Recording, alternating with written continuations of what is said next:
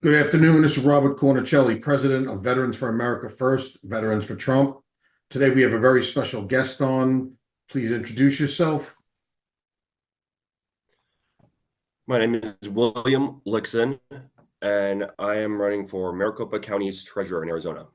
Great, great. Nice to meet you. I know we've texted back and forth. Likewise. You got a great resume. I have your website right here. And one thing I love the most is Naval Academy, Navy.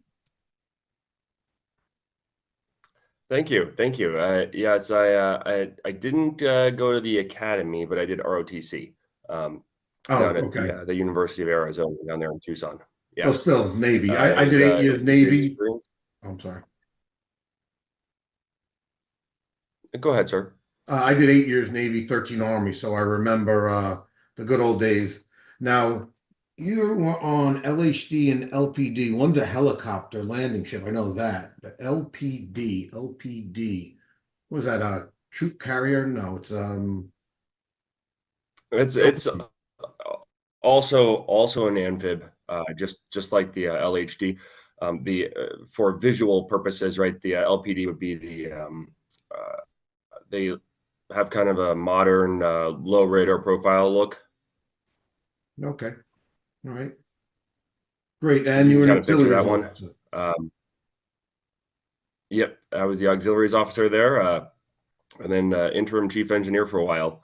Our chief engineer actually retired, and so that was kind of my opportunity to sit in the driver's seat for that whole department for a good while. Yeah, so I worked in A gang too. I was a engineman. Perfect. I Yeah, love that. yeah. Tough. I was on a carrier. I was on the Kitty Hawk. Oh, okay. Yeah. I mean that's a big one. I mean that's I mean a big one as in department, right? That's it's probably, I mean, I guess that's the biggest one there is. Yeah, it's one of the On the biggest. LHD we Just were probably number two, but yeah. steam operated. Uh-huh. Yep. I mean diesel. I Yep. apologize. The It's the amazing how catapults was steam, but no, it was diesel. okay, yeah. The LPD was diesel, the LHD, the Boxer was steam. Yeah. So William, tell me a little bit about why you're running for treasurer, why you're primarying Mr. Allen. That's a great question. We here in Maricopa County have been uh, we have not been treated the right way by some of our current elected officials, especially in our local government, our county level government. They've been letting the people down here. There's a lot of questions about election integrity. There's a lot of mismanagement of county funds, and I feel that it's important for somebody in this role to have the requisite professional qualifications to do the job. There's no law or regulation in place stating that anybody running for this position has to have a certain type of qualification. But I feel that we need somebody with, like I said, the requisite professional qualifications, and as evidence of that professional license, such as certified public accountant, to run for this position, so that we can have confidence that that person will execute the duties of this office in a professional and qualified manner. We I love where we live, where I live. We being the folks here. It's Even throughout my time in the military, I always knew that I'd end up coming back here because it's a really, in my opinion, it's a really nice place to live. And if I can use my professional background to keep it a nice place, I'll do so. I was stationed in Huachuca for a while. That's right. That's right. Yeah, I loved it It's there. beautiful down there in southern Arizona. Yeah.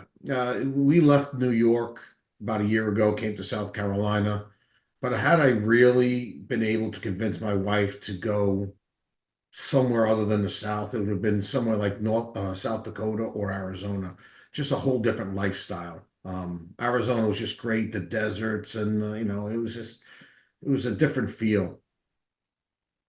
So Oh we'll get. yeah, it's great. I have an uncle who actually moved down to just outside of Fort Huachuca, actually, to for the next chapter of his life because he agrees with you and he just loves it, especially in southern Arizona. We have a really diverse landscape, if you will, ecosystems in this state. You know, ranging from the forests up in northern Arizona to the regular desert that you'd picture when you think of Arizona. You know, that's kind of in the Phoenix area and kind of the western part of the state. And then we have the areas down in southern Arizona, which are beautiful, but their own completely different type of landscape as well. So Yeah. it's a real pleasure to live here, and I really enjoy it.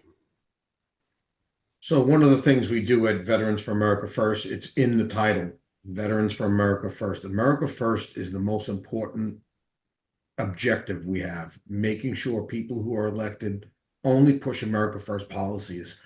And I said the other day, we went down to Georgia to greet Trump as he was coming in for the debate. And I was speaking on, I think it was Fox 5, and they asked me what America First meant.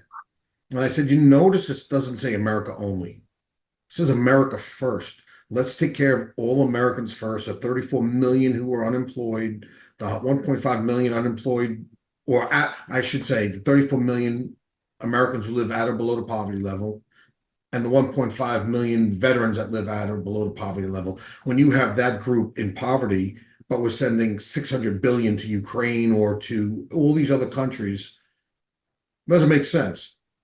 So we're about America first. Let's get everyone out of poverty. Then we can help the rest of the world.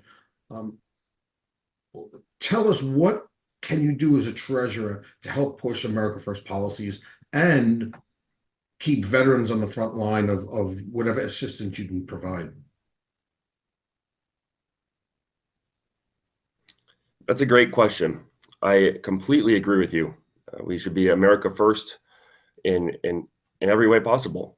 We can't. I can't illustrate it better than what you just said. In that we shouldn't be sending hundreds of billions of dollars to foreign countries, regardless of the cause. When we have our own American citizens, our American veterans, our at-risk Americans on the street, homeless, out of work, addicted to substances. It's unconscionable. And what I can do as the treasurer is primarily responsible fiscal management. The better our county's finances are managed, the more opportunity we have to do things like reduce property taxes.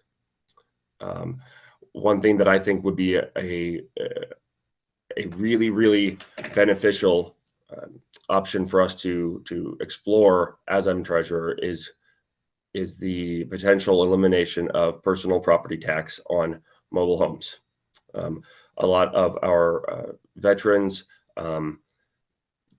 less gainfully employed folks, the folks that are most at risk, tend to have living situations like that. For example, and this is just an example, but those folks are unfortunately in a way double taxed. They're taxed for their property taxes, and they're also taxed for their mobile home.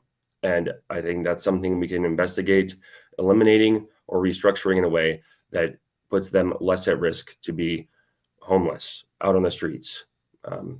That's just one example of something we can do. The other thing that I think is most important for the treasurer's office is ensuring a stable flow of funds to organizations that depend on it. Our schools, our community colleges, our fire departments, our police departments. The fact that these organizations need to manage their own budgets and needs to be responsible for their own funds is paramount. But what I can do is ensure that nothing interrupts those funds flowing to them. That each month they ensure they receive a steady flow of those funds so that they can manage their own budget without having to do what they're doing now here, actually, where our current county treasurer has over distributed $330 million to our schools, our community colleges, like I said, our fire districts, and now is asking for that money back, sometimes amounting to 10% of the budget for those organizations when they are crucial to supporting America and America first.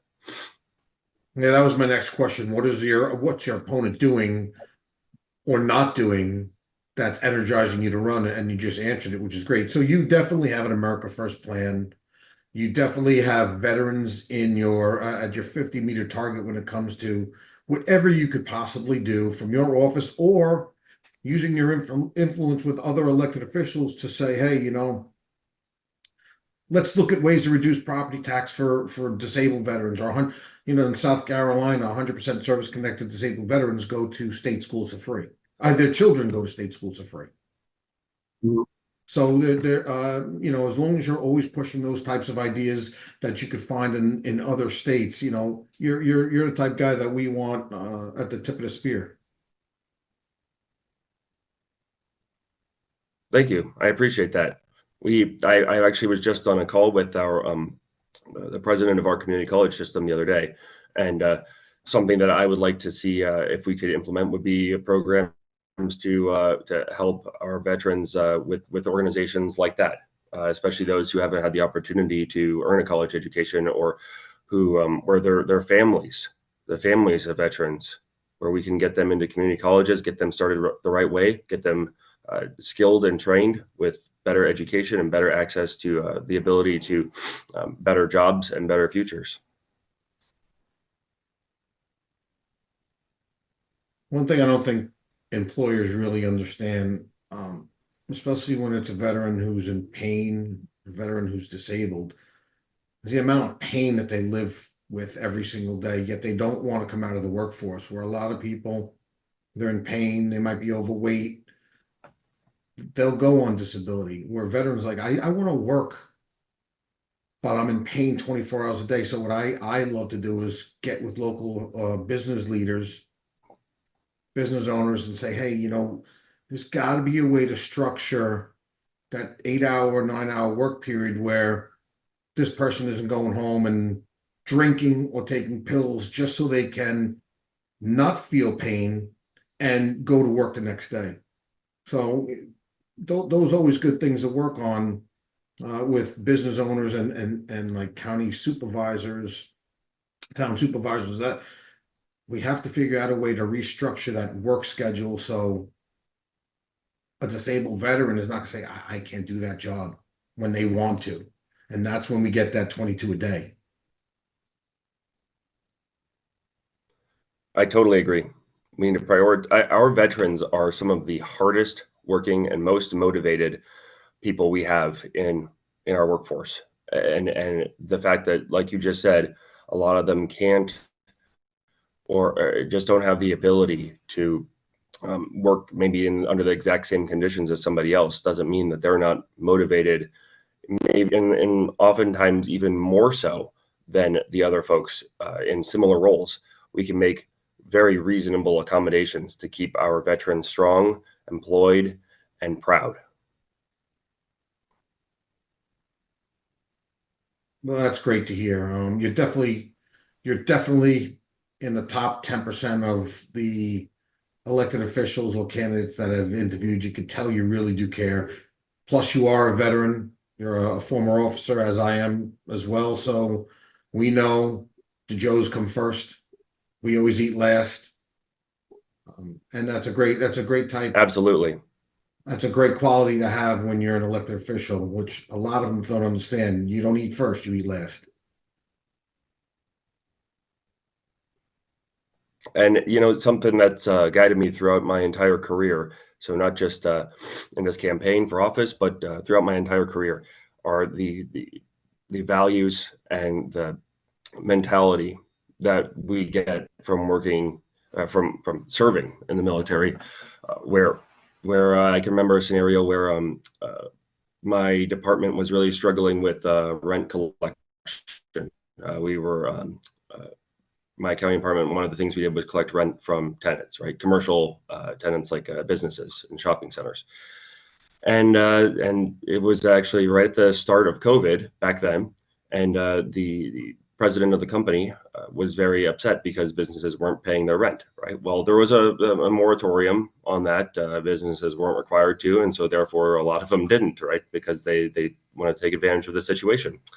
Well, my employer was very upset about this, understandably, and wanted my department to do everything we could to collect those rents, of course. Then he started to take out his frustration on some of my staff, and I interjected myself in between him and them, and I said, if you have a problem with my staff, please talk to me about it first. I will take anything. Or not take, I didn't say I'll take anything, but that any problems can be addressed to me first. It's not necessary to take it out of my staff, and that's the type of mentality and type of leadership that I learned in the military, and that I know a lot of our veterans share. And that's why you have our support, and we wish you the best. Keep in touch with us. Let us know how it's going, and we wish you a lot of luck. Absolutely. I just Absolutely. Thank you, sir. I really appreciate the opportunity to speak to you today, and thank you for your service, and thank you for all you're doing right now. Pleasure was all mine.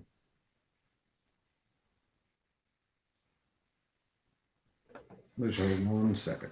I gotta figure out how to shut off the recording.